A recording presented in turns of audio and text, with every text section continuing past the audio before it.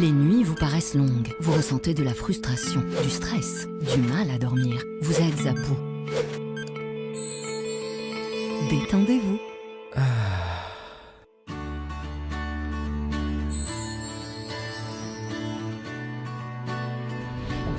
Réduction du temps d'endormissement, diminution des réveils nocturnes, relaxation. Une bonne nuit, ce n'est plus un rêve. Ce produit est un complément alimentaire sans dépendance disponible en pharmacie. N'hésitez pas à demander conseil à votre pharmacien. Mérinal, notre priorité, la qualité.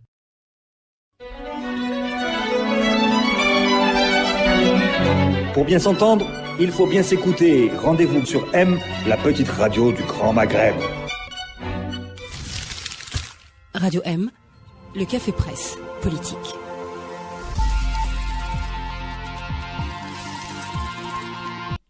Amis auditeurs du Café Presse Politique de Radio M, bonjour. Nous nous retrouvons le mercredi, pas comme d'habitude, il est 16h29. Nous sommes obligés de finir avant 17h30 afin de libérer l'équipe technique qui n'a pas encore les laissé passer pour bouger, pour circuler. Et on ne veut pas qu'ils soient obligés de faire de la vitesse pour rentrer chez eux avant 19h. Merci beaucoup d'être avec nous, Jafar Al-Khdari, militant associatif, collectif 2.0 et collectif de la société civile pour le changement. Bonjour. Bonjour. Yassine Babouche, qui nous permet d'être une majorité de journalistes quand même dans le Café Presse Politique de TSA. Voilà, ça fait 2 contre 1 quand même. On est obligé de se confiner, donc d'avoir un plateau à juste 3 personnes pour respecter les distances qui sont recommandées. Et nous allons évoquer évidemment une actualité qui... J'étais en train de me dire pourquoi Khaled Drani se met debout pour présenter le Café Presse Politique. Depuis que nous avons ce nouveau studio, là je suis assis depuis 10 minutes ici et je comprends pourquoi. On n'est pas toujours très bien assis et c'est mieux d'être debout. Vous m'avez dit l'un et l'autre, on vient parce que c'est Khaled Drani, c'est gentil pour moi. Avec qui tu as été obligé de négocier, Yassine, pour venir ? Avec moi-même déjà, c'était un difficile dilemme entre le confinement total que je m'impose, le télétravail, etc. Et la nécessité d'être présent aussi parce que ce n'est pas une situation normale que nous vivons. Et the show must go, and comme disent les Américains. Ouais. Et ça t'a coûté un bras ? Non, ça va, ça m'a pas coûté un bras. Mais ça, tu le sauras après. Espérons. J'ai vu les mesures d'hygiène, je tiens à le dire à nos auditeurs, les mesures d'hygiène sont respectées ici à Radio M, la distanciation sociale, etc. Et je vous félicite. Merci beaucoup. Il y a des micros qui font l'objet. Voilà, micro. On offre les masques aussi. Les masques, etc. On offre les masques. Bon, j'ai apporté les miens, mais bon, c'est... Jaffa, ça a été plus difficile pour toi. Il a fallu que je négocie avec mon épouse, qui était on peut la rassurer à partir d'ici. Assez remontée. On prend moins de risques, je peux le dire solennellement, à venir discuter au Café Presse Politique de la situation du pays que d'aller faire des courses à côté. C'est vrai. On peut le dire, ça. Oui, on peut le dire. Voilà. Bon. Mais bon, enfin, après, vous savez, il y a une ambiance anxiogène générale, c'est pas seulement chez nous, qui font qu'on peut parfaitement comprendre ces attitudes. Oui, alors j'en parle comme ça, un peu de manière décontractée, mais le sujet est évidemment sérieux. Nous sommes un média, nous avons une obligation de continuité de service public. Nous venons d'ailleurs en fait quasiment 30 minutes de retard aujourd'hui parce que nous venons de lancer un nouveau format qui s'appelle Maranaj Sektin, qui est dédié au public. On ouvre l'antenne à nos auditeurs pour la première fois parce qu'ils ont des choses à dire, parce que la situation, comme tu le disais, Yassine, est exceptionnelle. Mais le mot d'ordre, c'est quand même le confinement.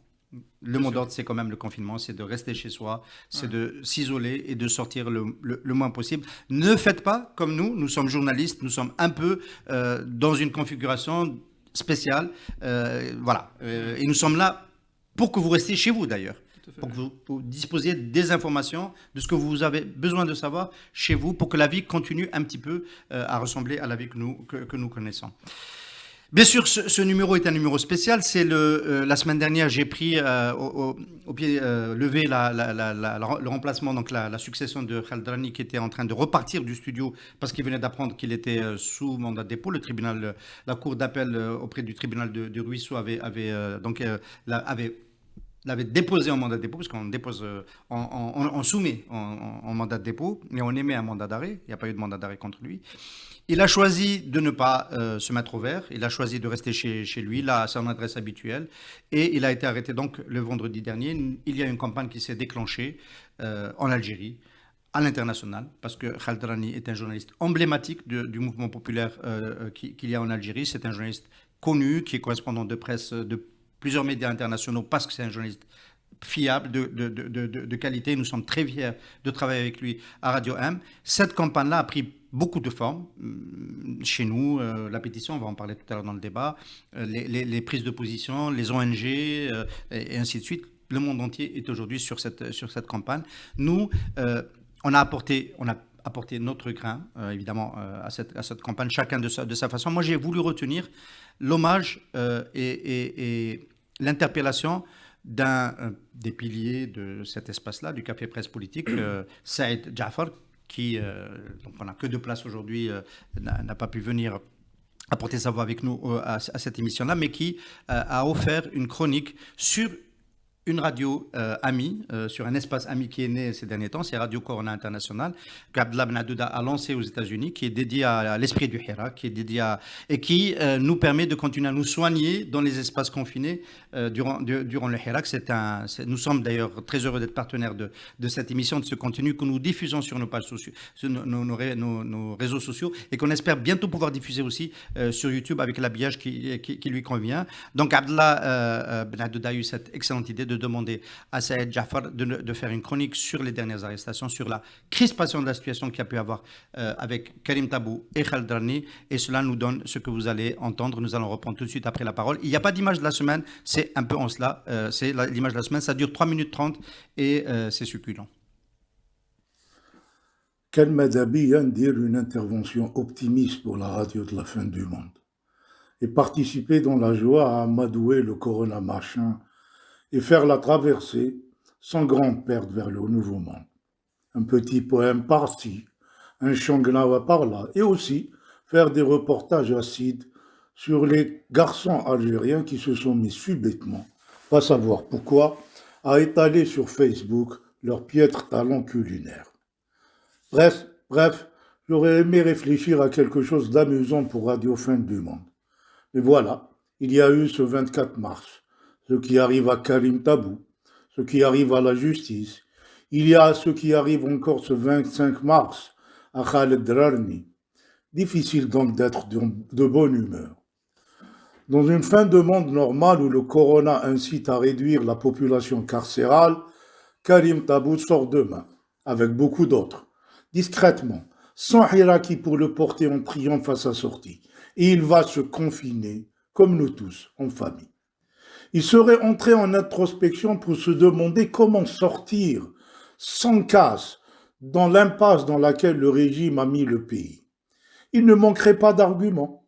Le droit naturel à la liberté, ou bien le combat pour la liberté de nos aînés, pour la dignité. Et quelle dignité serait possible sans liberté, hein? Makash, c'est ce que les Algériens martèlent les vendredis et les mardis et tous les jours qu'on peut.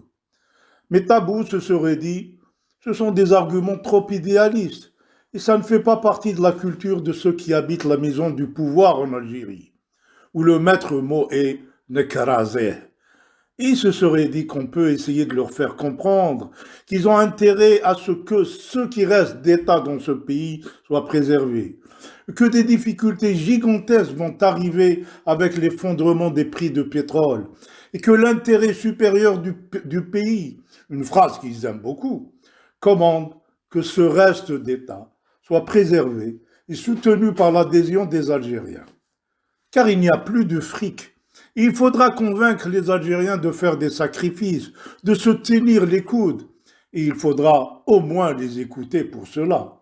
Mais voilà, si le monde entier est en train plus ou moins de sentir que la fin du monde est déjà là et qu'on doit penser au nouveau, ici, l'Internet est encore douga-douga. Et à la maison du pouvoir, on persiste à préserver un vieux monde avec sa hogra, sa gabégie et sa violence. C'est pour cela que Karim Tabou ne sera pas chez lui demain, à réfléchir comment convaincre Hadouk d'enterrer ce monde pacifiquement, sans casse. Et voilà qu'on apprend que Khaled Rani fait l'objet d'une décision de mandat de dépôt. Je sens la colère qui monte. Je sens l'exaspération de ceux qui ont marché pour la fin de ce monde fermé et petit qui empêche les Algériens de respirer, de regarder tranquillement leur passé et d'aborder tout aussi tranquillement leur avenir. Et je sens que nous allons, comme nous l'avons fait depuis le 22 février, devoir encaisser les coups et rester pacifiques. Et continuer à dire que les Algériens ont le droit à la liberté, à l'état de droit, à la dignité, qu'ils méritent d'entrer dans un nouveau monde, qu'ils devront vaincre leur colère, car ils ont pour eux la justice, la morale et l'histoire. Jafar Al-Khdari, Yassine Babouche, est-ce que vous vous attendiez à ce que le reste d'État, ce que Saïd Jafar appelle ce qui reste d'État, se comporte ainsi, c'est-à-dire qu'ils se mettent à réprimer pendant que les Algériens lui proposent une trêve sanitaire? Non, je dois dire que c'est... Pour moi, j'ai trouvé ça assez... Bon, même si on est habitué à l'aspect répressif de ce régime, ce n'est pas un fait nouveau. Mais dans le contexte actuel, où on annonce quand même des réformes, une Algérie nouvelle, et par ailleurs la nécessité de faire l'unité nationale face au drame qui arrive, on aurait pu imaginer que des mesures de clémence et d'apaisement soient enfin exécutées, surtout à l'égard de militants ou de journalistes, qui plus est, qui ont toujours manifesté, leur sens des responsabilités et leur pacifisme. Donc c'est à la fois surprenant pour ce qui me concerne, enfin relativement surprenant, et décevant. Oui. Je dis bien décevant, c'est le mot que je retiendrai, parce que je suis de ceux qui ont pensé qu'effectivement la configuration allait, amener le pouvoir à engager un vrai temps de réforme, et ça commence déjà par restaurer la confiance, car on le sait bien, le premier problème, c'est le problème de la confiance qui fonde la légitimité. Et ça passe par ces mesures d'apaisement. Alors d'autant plus déçus peut-être et surpris, nous autres, confrères journalistes, que nous avons mené la campagne face au palais à Ben Hamdan, donc en première instance, pour faire en sorte que Khaldrani ne soit pas incarcéré. Il a été mis sous contrôle judiciaire, et le rebondissement est venu nous démentir. On pensait avoir gagné, en fait on a perdu. Absolument, absolument. On pensait vraiment que l'État et le pouvoir allaient s'élever à la hauteur de cet événement historique, exceptionnel, qui a lieu un peu dans le monde entier. Une situation qu'on n'a jamais connue à ce niveau-là, à cette échelle-là, une pandémie mondiale. On pensait que face à cette unité humaine, toute l'humanité a un ennemi commun, on aurait pensé qu'ils auraient attendu au moins quelques semaines, quelques mois pour continuer leur programme. Parce qu'on connaît leur programme, on sait quel est leur objectif, de réprimer, d'empêcher une presse libre d'émerger, etc., etc. Mais l'événement, l'exceptionnalité de cet événement laissait penser qu'il ferait autre chose que mener ce programme à bout. Et finalement, non, on a pris ce coup de pied dans l'entrejambe. L'hébétement a été total, et on se ressaisit du mieux qu'on peut. Alors, là, évidemment, on a été surpris, on ne s'attendait pas, mais pourtant on sait, tu viens de le dire, Jafar, que le logiciel du système, c'est quand même ce que Saïd a appelé un krasik.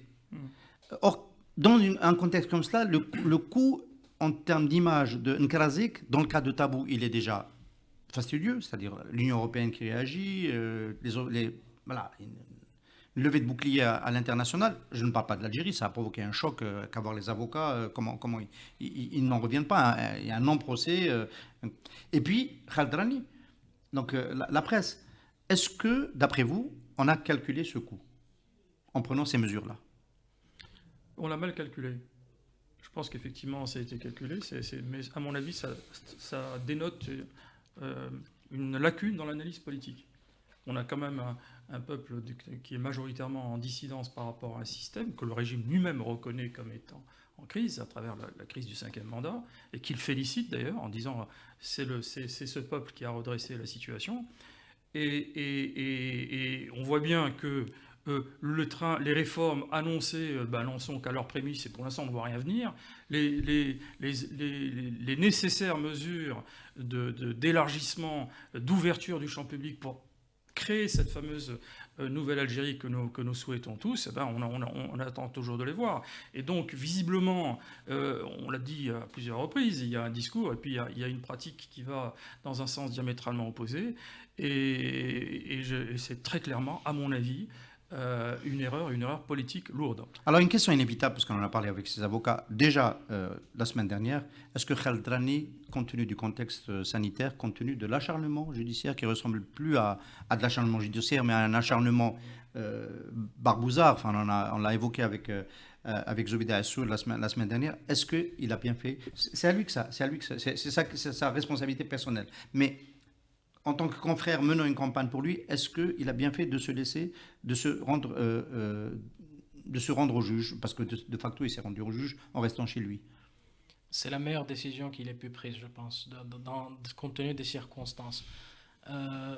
Fuir, c'est avouer une culpabilité qui n'existe pas, même s'il il n'a rien à se reprocher. J'en connais qui se sont mis au vert, qui ne sont pas coupables, ils ne se considèrent pas comme coupables, Oui, qui sont des journalistes. Hein. Oui, je comprends. Voilà, on est en phase. Voilà, ce qui s'est passé à la cour d'appel, c'est pas de la justice. Absolument. Ça sera jugé dans l'histoire, ça restera. Il y aura une trace. Hein. Moi, j'ai qualifié ça de coup de tétouin, l'assassinat d'Aban, mais dans une autre symbolique. On peut le refuser, sans refuser l'institutionnel, la légalité. Se présenter au juge la veille du procès, c'est quelque chose qui se fait. Je ne sais pas ce que vous en pensez. Khaled s'est élevé au-delà de sa personne, je pense, lorsqu'il a pris cette décision.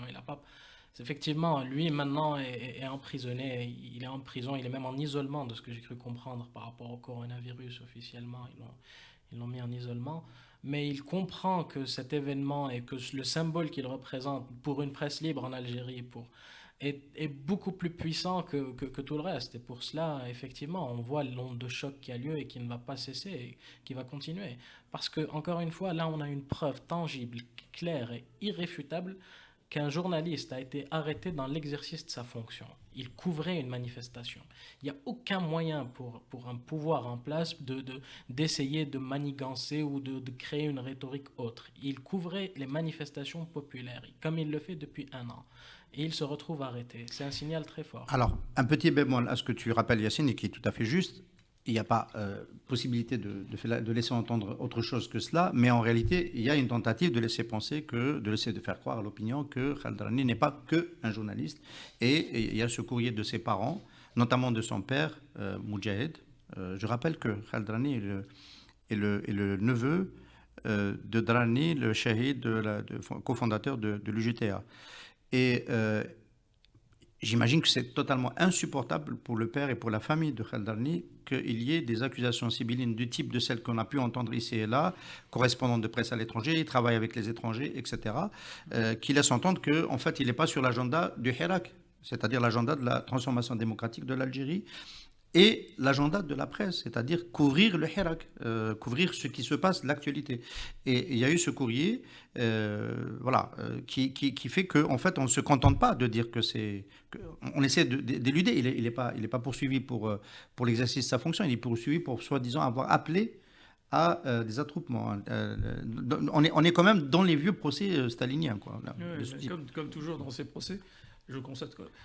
On a fait aussi allusion à des choses similaires pour Karim Tabou, mais lorsqu'il s'est agi d'aller au procès, les dossiers étaient vides.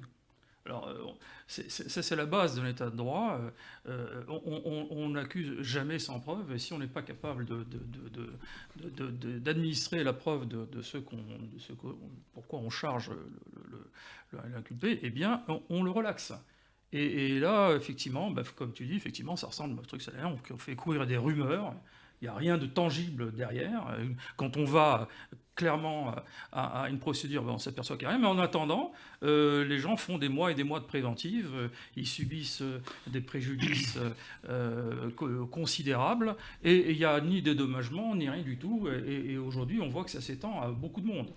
Donc, est-ce que vous vous attendiez, hier le président Tebboune a intervenu dans une conférence de presse, est-ce que vous vous attendiez à ce que le sujet sur les libertés soit éludé complètement, alors que c'est un sujet connexe avec la lutte contre le coronavirus et le fait que les Algériens, que le Hirak se soit arrêté, que les Algériens acceptent le confinement, etc. Est-ce que c'est pas un sujet? Les journalistes, on s'attendait pas beaucoup à ce qu'ils l'évoquent. Bon, ça, c'est pas une surprise. Mais le président, dans sa communication, aurait pu y faire allusion. Alors effectivement, ça c'est un grand sujet lié à cette pandémie. Tout le monde sait que le milieu carcéral est un milieu qui favorise la propagation du virus et qu'il est dangereux à la fois pour les prisonniers et pour le personnel aussi qui y travaille. Donc dans tous les pays du monde, il y a eu des mesures d'élargissement préventives et ça s'est fait. Et aujourd'hui, on a appris une bonne nouvelle, une bonne décision de libérer plus de 5000 prisonniers dont les peines étaient inférieures à 1 an ou à 2 ans. Mais malheureusement, quand on lit le détail de ce décret, on voit que ceux qui n'ont pas encore été jugés ou ceux qui sont dans les procédures d'appel ne sont pas concernés par cette mesure d'élargissement. Et je pense que c'est une faute, parce que, d'une part, ce sont des gens qui, en général, on l'a bien vu, ce sont des délits d'opinion. Et donc, ils ne devraient déjà pas être en prison. Et a fortiori dans la situation actuelle où il y a un risque pour leur santé. Qu'adviendra-t-il si certains d'entre eux sont infectés en milieu carcéral ou même pire? Donc, j'appelle effectivement... Dans le cas de Karim Tabou, le mal est déjà fait. Il a subi une paralysie faciale. Il suit des soins. Et on ne sait pas encore. On devait entrer en contact avec ses avocats durant cette émission-là, mais finalement, ce ne sera pas possible. On ne sait pas s'il peut bénéficier de cette mesure ou pas. Parce que sa condamnation, s'il n'y a pas eu appel, sa condamnation de l'autre semaine, elle est considérée comme définitive. Voilà. Et donc, il pourrait bénéficier. Donc, en principe, il bénéficierait de la remise. Est-ce que tu en sais un peu plus que nous, Yacine? Pas d'informations, à part que le personnage Karim Tabou, à mon avis, bon, s'il est effectivement relativement en bonne santé, ou du moins s'il est capable de... je pense pas qu'il accepterait même cette idée d'être gracié dans ces conditions-là. C'est pas le personnage qui laisse penser qu'il accepterait une demi-mesure. Quand il y a moi, j'ai fait de la présidence politique. Ça remonte à longtemps. Hein, c'est que quand il y a la levée d'écrou, tu peux pas choisir de rester. Il y a la levée d'écrou, il y a ton prévôt de la salle qui vient te récupérer, et tes gardiens, tes matons qui te font sortir. Tu ne peux pas dire, attendez, c'est une grâce, je ne peux pas. C'est pas possible. Ça s'appelle la levée d'écrou. Je ne parle pas de l'acte de rester, je parle du concept en soi, c'est-à-dire de l'action en elle-même ne suffirait pas en soi, parce qu'effectivement, la condamnation a été un non-sens, c'est un non-procès, le terme même qui a été utilisé. Donc en soi, effectivement, c'est vraiment, on est en train de prendre des mesures latérales à essayer ce qui montre en fait que le pouvoir continue à être dans une forme de déni de réalité, parce que on libère 5000 effectivement personnes, on maintient des gens qui ne sont... Qu'est-ce qui aurait empêché quelqu'un comme Khaled Drarni de rester sous contrôle judiciaire? Admettons, on n'a pas voulu l'enlever sous contrôle judiciaire. Alors... si ce n'est pour envoyer un message. Tu as posé la question, on va inverser les rôles. Tu es journaliste, donc tu peux poser, je peux répondre. On sait que dans le cas de ce militant de Amin Douadji, c'est ça, de Mestrenem, qui a été ramené de Mestrenem, présenté ici à Alger, on lui a reproché pendant tout l'interrogatoire, si on le retient de ses avocats, le fait d'avoir évoqué dans sa publication Wassini Bouazza, qui est le patron de la direction de la sécurité intérieure. Donc un homme fort, évoqué souvent par le Hirak, dont on ne sait pas très bien s'il est le dépositaire de la feuille de route de Ahmed Gaïd Saleh, ou s'il est celui qui développe une autre feuille de route, parce qu'il s'est dit à un moment donné qu'il avait soutenu un autre candidat, le candidat du RND contre Tebboune, Mehoubi contre Tebboune. Ça s'est dit, voilà.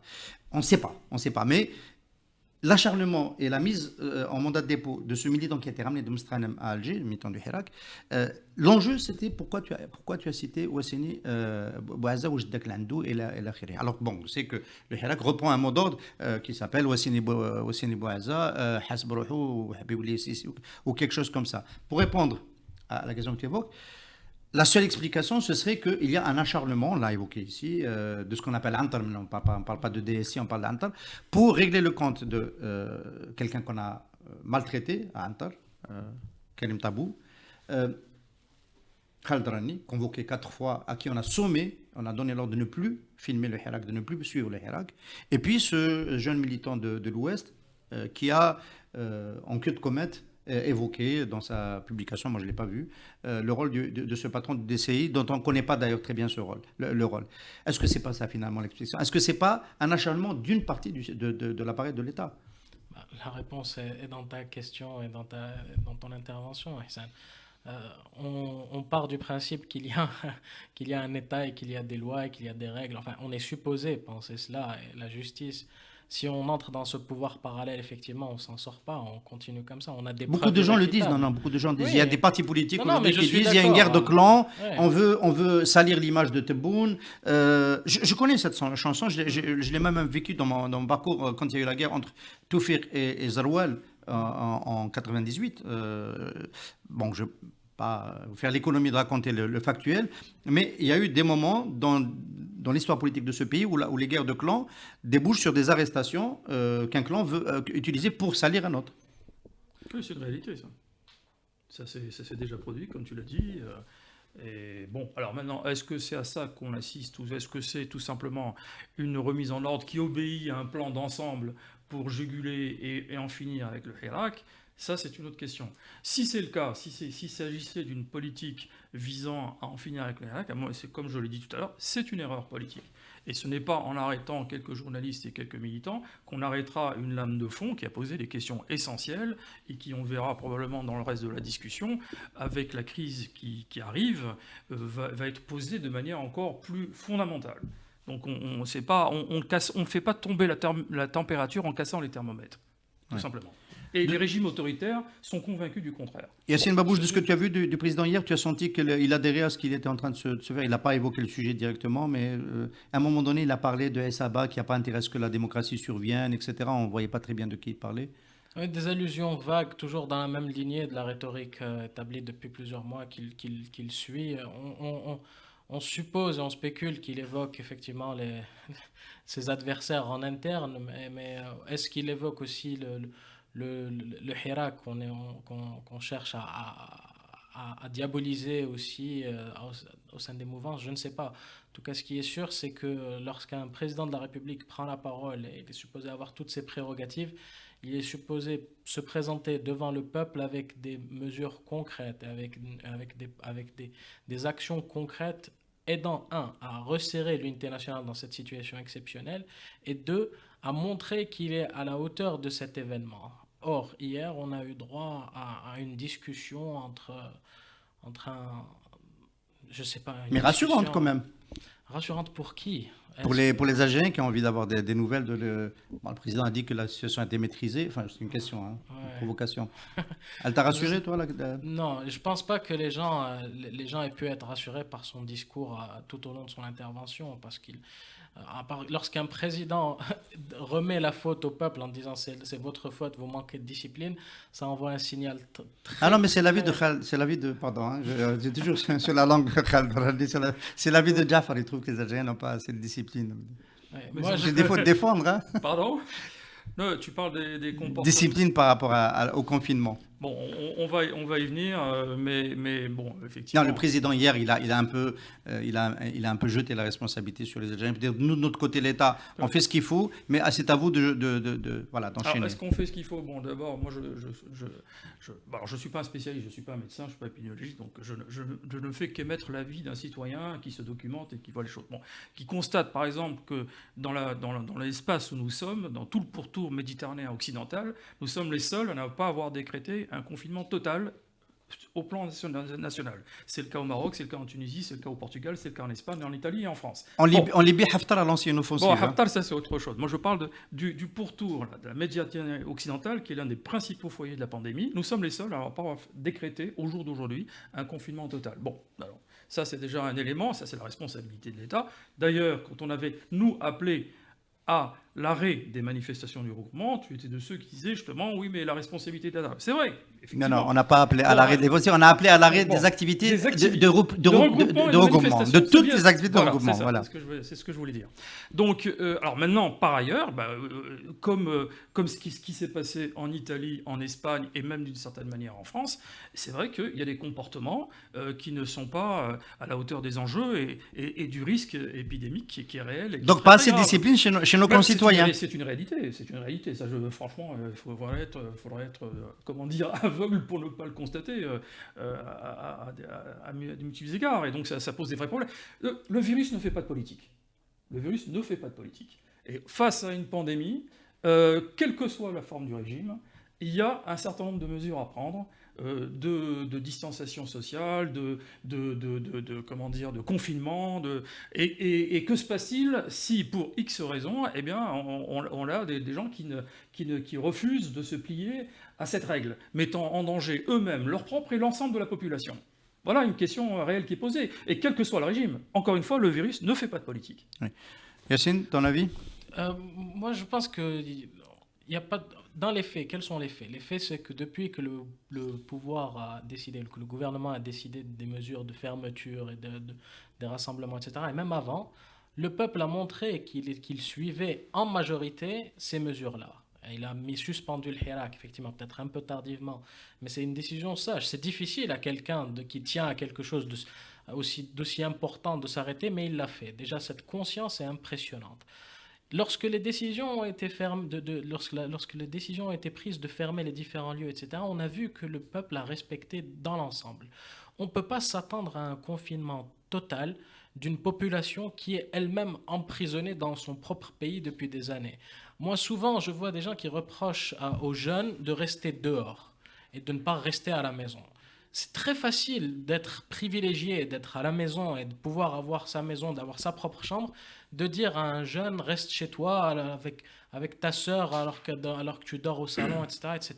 Je comprends. J'ai toujours dit qu'il faut de la pédagogie et il faut le consentement et la participation active du peuple. On ne peut pas imposer un confinement, peu importe sa forme. On ne peut pas mettre un policier derrière chaque personne. Lorsqu'on veut imposer un confinement dans sa forme tel qu'on l'entend, du moins de manière générale, on est en train de donner carte blanche à un État connu pour ses tendances répressives, pour ses tendances d'être un État policier, de faire ce qu'il veut. Moi, j'attends encore aujourd'hui une explication valable pour le couvre-feu à partir de 7h, de 7h à 6h. J'attends aussi une explication valable parce qu'il y a des rumeurs qu'on veut avancer le couvre-feu à partir de midi. J'attends de comprendre à quoi ça sert. C'est un coup contre le CPP, je te donne cette explication. Parce que j'ai déjà du mal à trouver des invités l'après-midi, le matin c'est mort. Hein. Ce qu'on est en train de faire, juste pour finir cette idée, ce qu'on est en train de faire en réduisant le temps possible d'espace, là maintenant vous voyez on est obligé de laisser les gens rentrer chez eux avant le couvre-feu, etc. On est en train d'obliger les gens à sortir en nombre à une période très limitée. Les gens sortent où? Pour faire quoi de manière générale, en majorité? Ils sortent pour aller acheter des vivres, pour chercher de la farine qui est indisponible, pour chercher de la semoule. Et du lait. Les tensions sur ces produits-là à cause de la spéculation et de la crainte et de la panique, parce que l'État, on n'a pas confiance en l'État, sont réels. Les lieux où les gens se rassemblent le plus sont les lieux où on cherche ces produits-là. Mettez, ouvrez 1000 espaces de Sampac qui vendent la semoule et montrez qu'il y a de la semoule partout, etc. Les gens ne vont pas, les gens ne vont pas être collés les uns aux autres. Déjà, de manière générale, on n'aime pas être collés les uns aux autres. Donc, on patientera le temps qu'il faut, mais ayons confiance en ce peuple qui a montré sa sagesse. Oui, tout à fait d'accord. Pour ce qui concerne, on l'a bien vu, il a suffi, dès le début de la pandémie, quand elle s'est avérée se répandre dans tout le pourtour méditerranéen, on n'a pas tardé à prendre des décisions et ça a été immédiatement suivi des faits, même si au départ il y a eu quelques hésitations ou même des discours assez délirants sur le fait que le coronavirus était une fiction, etc. etc. Tout ça est derrière nous. Et effectivement, l'écrasante majorité, et en particulier les acteurs du Hirak, ont une position parfaitement claire là-dessus. Et d'ailleurs, je reviendrai là-dessus. Aujourd'hui, que font-ils ces acteurs du Hirak? Ils n'ont pas arrêté, sauf que maintenant, ils sont dans des actions de solidarité, notamment avec le personnel soignant. Il y a un tas de collectifs qui travaillent là-dessus pour apporter au personnel soignant, ça c'est le vrai problème, les outils dont ils ont besoin pour accomplir leur mission dans des conditions de sécurité optimales. Et donc, c'est tout à fait tout à leur honneur. Alors maintenant, j'en viens à ce que vous disiez concernant le confinement. Alors, je vous l'ai dit encore une fois, tous les pays qui nous entourent, et des pays encore qui ont des problèmes logistiques bien plus grands que nous, mais face à l'urgence sanitaire, ils ont pris une décision globale. Je pense à l'Inde, par exemple, 1,3 milliard d'habitants, 70 millions de SDF. C'est ce qu'ils ont pris pour 2 semaines, un confinement total. Mais je pense que ce que vous avez dit, contrairement si je m'inscris un petit peu en face de ce que vous dites, je pense que le gouvernement justement a pris en compte les éléments que vous avez cités, c'est-à-dire l'exiguïté des logements, la difficulté pour les gens de rester. Donc c'est pour ça que probablement, c'est à mon avis, c'est la raison pour laquelle ils ont opté pour une solution graduelle, sachant que en se disant si on le fait tout d'un coup, donc ils ont tenu compte de ça. Il est probable qu'ils auraient opté pour un confinement total si ces contraintes n'existaient pas. Même chose pour l'organisation de la distribution de vivres, etc. On a préféré gérer ça pour qu'il n'y ait pas de pénurie. Pour l'instant, il n'y en a pas. Et donc, la plupart des boutiques, en tout cas sur Alger... J'arrive pas à trouver de SMID. D'accord, oui, il peut y avoir des tensions sur... Bon, effectivement, mais dans ce genre de situation, ça c'est universel, vous avez, et c'est ça qu'il faut éviter, c'est pour ça qu'il faut tout gérer, c'est pour ça, comme je l'ai dit tout à l'heure, petite formule, le virus ne fait pas de politique. Et on a constaté dans quel que soit le régime, quand une situation anxiogène comme ça s'installe, il y a des comportements grégaires qui se développent et qui peuvent être dangereux, qui créent un chaos et qui peuvent être ensuite ingérables. Et ça, personne n'a intérêt à voir ça arriver. Notamment, vous avez les comportements de stockage et qui vont créer la pénurie. Et c'est probablement peut-être ce à quoi on a assisté. Et si vous laissez les choses pas filer, eh ben vous allez vous retrouver dans une situation absolument ingérable. Bon, il y a déjà eu beaucoup de précédents dans l'histoire. Donc je pense que la décision qui a été prise d'y aller graduellement, probablement liée à ça. Alors moi je vais te pousser un peu dans tes retranchements. Effectivement, je suis d'accord pour dire que le gouvernement, après avoir démarré une première série de mesures, on ne va pas les citer toutes, la dernière étant le confinement de 9 wilayas en plus de Blida et d'Alger. Blida, c'est total, ça veut dire total, ça veut dire c'est tout le temps. Et il faut justifier ses déplacements. Voilà, alors que dans les autres wilayas, quand ce n'est pas le couvre-feu, on n'est pas obligé de justifier ce déplacement. C'est un peu cela. Mais quand on sort, évidemment, tout est fermé, à part l'agroalimentaire. Alors, est-ce que cette démarche graduelle est une bonne mesure ou une mauvaise mesure ? Écoutez, comme on dit, la politique, c'est l'art du possible. Je pense que je suis de ceux, enfin, quand on regarde les éléments qui sont à notre disposition, encore une fois, je ne suis pas un spécialiste, donc je ne vais pas avoir des propos péremptoires dans ce domaine, mais disons que je fais preuve de mon sens et je regarde un peu ce qui se passe ailleurs, je pense qu'effectivement, le confinement total aurait été préférable. Mais, compte tenu des éléments qu'on a évoqués ici, et peut-être qu'effectivement, il était préférable de passer par un truc graduel. J'espère qu'il n'y aura pas d'incidence en termes de développement de la pandémie, c'est tout. Oui. Abdelmajid Tebboune a dit confinement total, c'est facile. Il a dit on peut prendre la mesure, c'est là. Ce qui est difficile, c'est de gérer le confinement total. Ouais. Est-ce que ce n'est pas l'aveu ? Je rappelle qu'il y a 2 jours, le comité scientifique qui le conseille a appelé au confinement total. C'est important de le rappeler. Donc en principe, c'est lui qui a le dernier mot là-dessus. Hein. Oui. Mais lui, il dit que ça crée des problèmes pour lesquels on n'est pas prêt. Voilà, notamment l'approvisionnement. Pour dire simplement, il n'y a aucun confinement total sans la participation active de la population. Or, la population maintenant semble être OK en étant confinée à, je ne sais pas, 80, 70, 80, je ne sais pas quelles sont les statistiques qu'on peut donner, mais de manière générale, les rues sont relativement vides. Ce qui compte maintenant, ce que le pouvoir devrait envoyer comme signal, c'est que, le plus important, c'est de dire la vérité aux gens. Alors, j'allais te poser la question, Yacine. Nous sommes des communicants. Oui. Est-ce qu'il faut être plus alarmiste ou il faut être alarmiste de manière modérée compte tenu de la façon dont se comportent les Algériens ? Plus alarmiste, ce serait par exemple de dire qu'on est, ce qui est aujourd'hui communément admis, très en dessous du nombre d'infectés en Algérie parce qu'on n'a pas de tests. Exactement. Le président Tebboune, pour rappel, a annoncé qu'ils ont commandé 30 000 tests et qu'ils sont en train de les attendre. Bon, il faut le dire, 30 000 c'est dérisoire. 30 000 c'est dérisoire. Dans une population de 40 millions absolument. Nous sommes 40 millions de personnes dans tous les pays du monde. Même tous les pays du monde testent au moins 10 000 personnes par jour. L'Institut Pasteur, aux dernières nouvelles, est à 150. 200, soyons fous. 500, c'est dérisoire. S'ils sont à 150 dépistages par jour et qu'il y a 130 qui sont déclarés chaque jour, bien sûr qu'on est à 130. Tout le monde, tous ceux qui sont dépistés sont positifs. C'est choquant. Il faut trouver une solution à cela. Au lieu de parler, de dire nous ne faisons pas l'aumône parce que la Banque mondiale a proposé de faire un prêt à l'Algérie, pourquoi ne pas prendre ce prêt et acheter en masse pourquoi ne pas faire appel à nos scientifiques à gauche à droite pour essayer de trouver des solutions, pour comprendre comment créer le test chez nous. On adore créer des tests locaux, etc. On est en train de dire que nos scientifiques ne sont pas capables Non, de les masques et les gants, c'est à notre portée. Les tests, c'est un peu plus compliqué. À mon avis, parlons de la coopération avec la Chine. Demandons à la Chine de nous envoyer des réactifs en masse.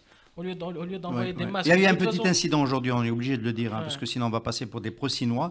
C'est l'Espagne qui a renvoyé une très grosse cargaison de tests qui s'étaient avérés à 60% infructueux, des tests Corona. Il y a des problèmes de tension sur ce marché parce que tout le monde les demande, d'une part, et d'autre part, effectivement, il y a des problèmes de fiabilité. Mais on est d'accord pour dire qu'il n'y a pas assez de tests. Oui, bien sûr qu'il n'y a pas assez de tests. Et donc on est en sous-déclaré. Tout le monde sait que le principal problème, parce que vous savez qu'il y a plusieurs politiques, on ne va pas ouvrir le débat, mais il y a la politique qui ont été essayées par un certain nombre de pays, dont la Hollande, certains pays scandinaves, qui est celle de l'immunité collective. On ne fait rien, on laisse le virus et on accepte le taux de perte, etc. La Grande-Bretagne, qui est un des pays leaders là-dedans, a fait machine arrière toute et aujourd'hui se retrouve avec un taux de létalité insupportable pour un pays démocratique. Et qui a emporté, entre autres, en tout cas en termes d'infection, et le ministre de la Santé, et le conseiller spécial sur la santé, et le Premier ministre. Mais bon. Alors, nous, je pense qu'on est un petit peu dans une situation un peu hybride. On a probablement ce qu'on voit, c'est qu'on est parti il y a effectivement des mesures préventives qui ont été prises dès le départ, notamment filtrer à l'aéroport les gens qui présentaient des signes d'infection, etc. Donc c'est vrai que ça a été fait très rapidement. On a mis en place des filtres, etc. Moi, je vis en France, je sais qu'en France, ils ne le faisaient pas. En Algérie, ils le faisaient. Aux alentours... En France, ils le faisaient à la sortie. Ouais, bon. Donc, alors, ça a probablement permis de limiter l'entrée sur le territoire national de gens infectés, ce qui peut être l'explication du fait qu'on n'a pas eu autant de gens contaminés qu'on avait. Mais bon, c'est clair qu'aujourd'hui, parce qu'on voit un peu comment se comporte... C'est quoi la situation hybride dont tu parles ? C'est-à-dire qu'on n'est ni dans le cas malthusien de Bolsonaro, Trump, Johnson, ni dans le cas chinois de on n'est pas dans le confinement total à la chinoise. Finalement, même les Chinois n'ont pas appliqué dans toutes les provinces de la même manière. Mais ils l'ont appliqué dans un espace qui est aussi grand que l'Algérie, en termes de population, voire plus. Donc ils ont délimité de manière très large pour éviter que ça...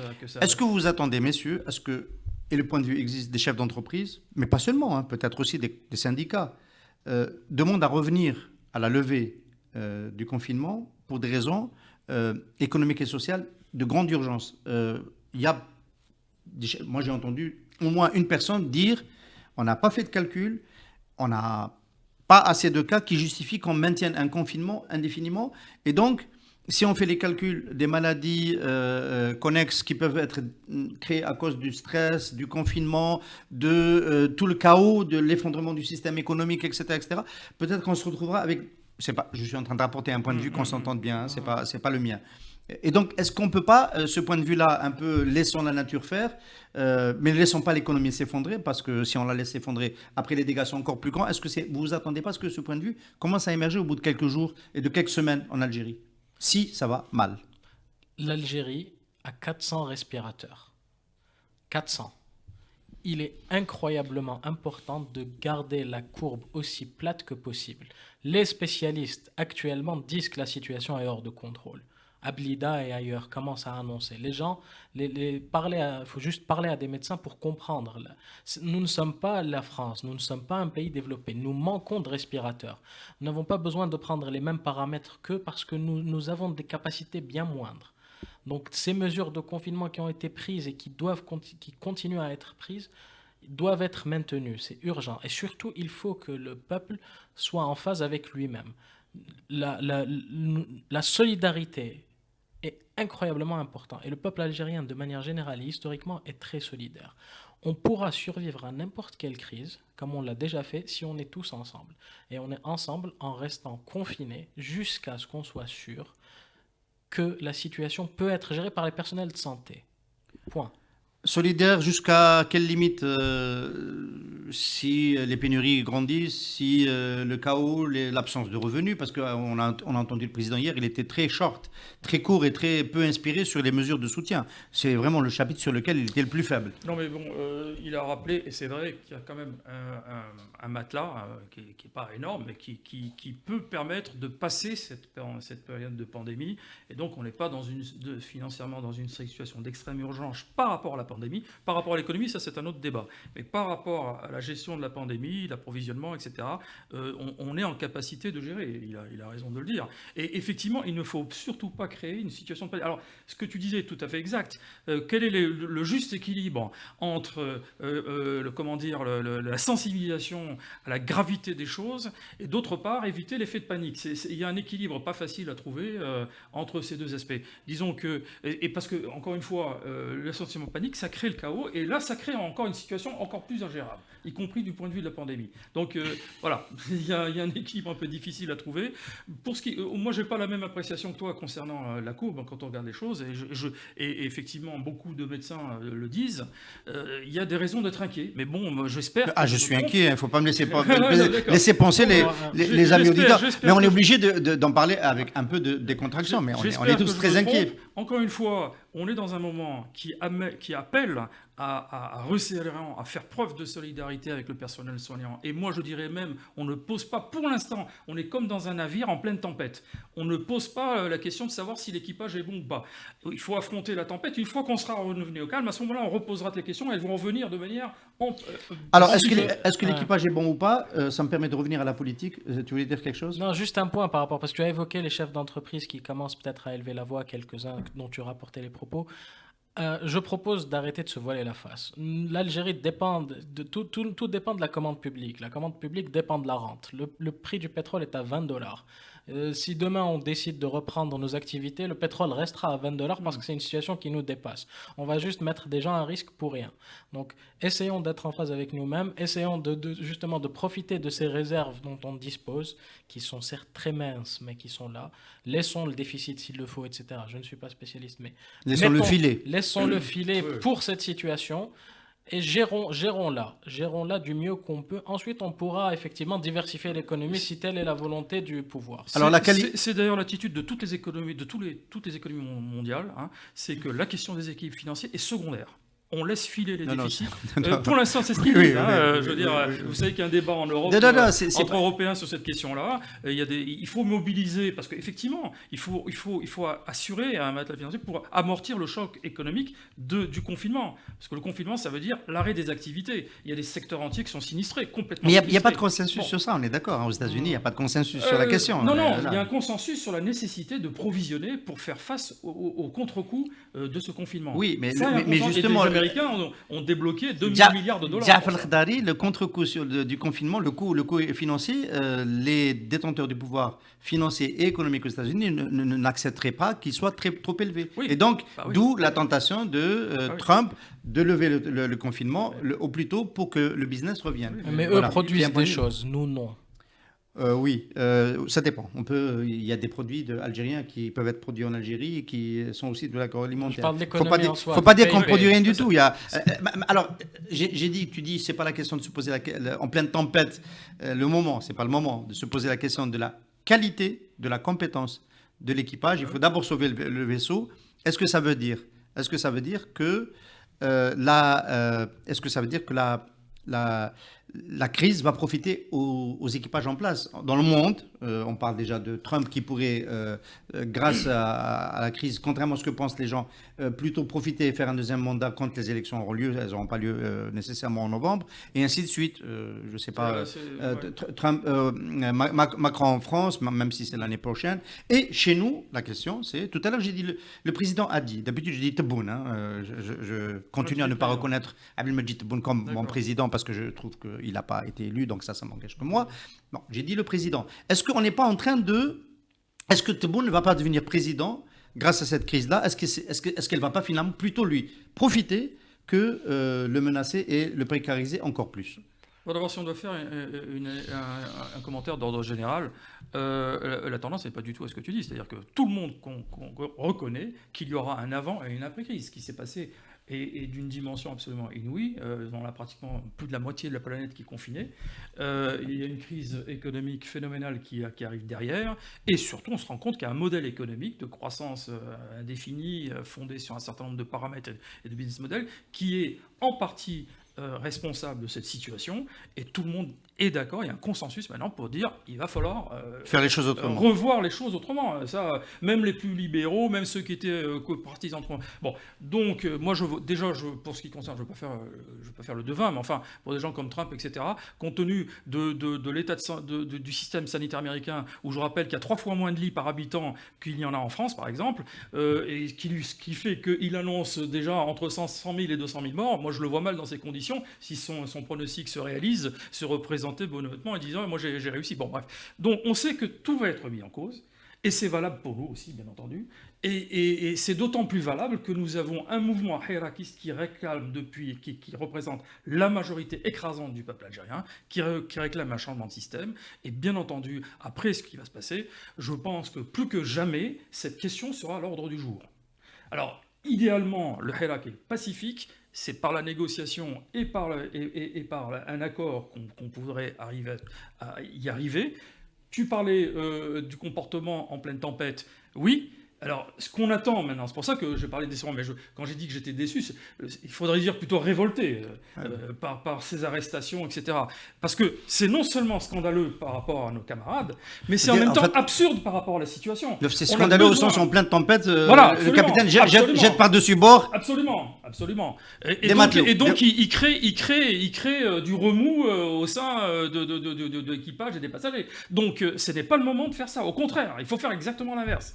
Il faut créer du consensus et ensuite, de toute façon, on ne sait pas. Effectivement, il y a une crise économique qui se profile. Elle sera mondiale d'ailleurs. Et donc, il y a tout un tas de paramètres qui vont impacter ce qui va arriver. Bien malin qui pourra dire exactement ce qui va se passer. Alors, ce qui est certain, c'est qu'il y aura du changement. Alors, bien malin, en dehors du Parti communiste chinois qui va se maintenir au pouvoir, évidemment en Chine, après cette crise, est-ce que tu penses comme Jafar que les équipes en place vont morfler et qu'il y aura un retour de manivelle, on parle d'Algérie en particulier. J'aime beaucoup cette analogie par rapport au navire parce qu'effectivement, chaque tempête est source d'opportunité pour un capitaine mal aimé de montrer qu'il est capable de gérer la situation. Le problème, c'est qu'on a eu, comme vous l'avez dit, un capitaine qui a mis au cachot en cale, à la cale, un journaliste parce qu'il disait que le capitaine est en train d'aller vers un iceberg. On avait un autre qui a subi un AVC mais qui a quand même été condamné. On avait un capitaine qui est intervenu à la télévision et qui a dit non, on a tout fait avant les autres et donc on est très bien. Et on a surtout un capitaine qui, après avoir traversé cette tempête, s'il la traverse sans trop de mal, ce qu'on espère, Inch'Allah, va se retrouver littéralement sans fuel à cause des prix du pétrole catastrophiques et des réserves de change. À ce moment-là, est-ce que l'équipage va continuer à réclamer de manière pacifique ou est-ce que la faim va causer d'autres trucs? Et à ce moment-là, ça sera un tout autre paradigme qui se mettra en place. Et à mon avis, il faudra attendre d'y être pour analyser de manière claire. On va devoir attendre. Est-ce que vous allez revenir au Café Presse Politique dans les prochaines semaines? Si on ne parle plus de Khaled Drani, vous venez quand même? Moi, je viens à côté. S'il faut, c'est noté. C'est un service public. C'est un service public, on continue. C'est nécessaire. Il faut que l'expression de la société civile continue. Encore une fois responsable. Et comme on l'a dit, écoutez, les régimes les plus établis, avec des économies solides, des démocraties bien ancrées, etc., vont se remettre en cause. Elles l'ont commencé déjà à le faire, et ça va aller plus loin, donc a fortiori. Quant à dire que les régimes... Ça, c'est un autre débat, d'ailleurs, très intéressant, qui a été lancé. Je sais que tu vas parler de la Chine. Est-ce que les régimes autoritaires gèrent mieux la situation que les régimes démocratiques? Bon, c'est peut-être... On n'a pas le temps de l'évoquer, mais il faudra le faire. Al-Majid Tebboune a dit hier qu'il ne fallait pas le qualifier de régime autoritaire, qu'il n'était pas un régime totalitaire, et pas totalitaire, il a dit choumouli, totalitaire, et il a dit que l'Algérie était le pays du monde où on pouvait le plus critiquer et insulter les chefs d'État et les responsables politiques. Est-ce que je le fais là parce que c'est permis? Non, ne le fais pas. Non, nous on est polis. Voilà, on passe des problèmes politiquement. L'équipe technique est en train de se barrer parce que c'est le couvre-feu là. Voilà, ce sont les rattrapés par les contingences du couvre-feu et on veut être quand même des citoyens responsables. On ne veut pas que nos collègues et que les voitures de service fassent de la vitesse pour arriver à temps. Nous sommes donc arrivés à la fin de ce numéro 2 du Café Presse Politique 100. Khaled Drani, il y a eu un numéro 1 la semaine dernière. Nous vous remercions beaucoup de nous avoir suivis. Je rappelle que Radio M est passé en mode direct et a ouvert ses antennes au public tous les jours avec Marranesh Sektin, tous les jours à 14h. Il y aura une émission demain ouverte au public à 14h. Vous pourrez éventuellement aussi réagir au contenu des autres émissions et à ce Café Presse Politique dans cette émission si vous le souhaitez, même si ce n'est pas l'objet de l'émission, l'objet principal. Vous pouvez suivre tous nos podcasts sur nos réseaux sociaux, sur YouTube, sur Facebook et évidemment aussi sur le site d'information en continu radio1.info qui reprend tous les contenus et d'autres de l'actualité algérienne et internationale. Merci beaucoup, merci d'être venu, merci en dépit des contingences du moment et à mercredi prochain. Comme ça.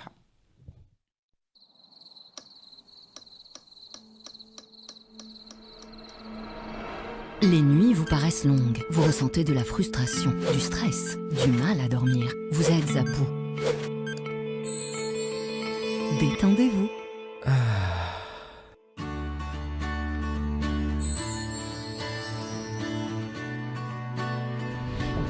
Réduction du temps d'endormissement, diminution des réveils nocturnes, relaxation. Une bonne nuit, ce n'est plus un rêve. Ce produit est un complément alimentaire sans dépendance disponible en pharmacie. N'hésitez pas à demander conseil à votre pharmacien. Mérinal, notre priorité, la qualité.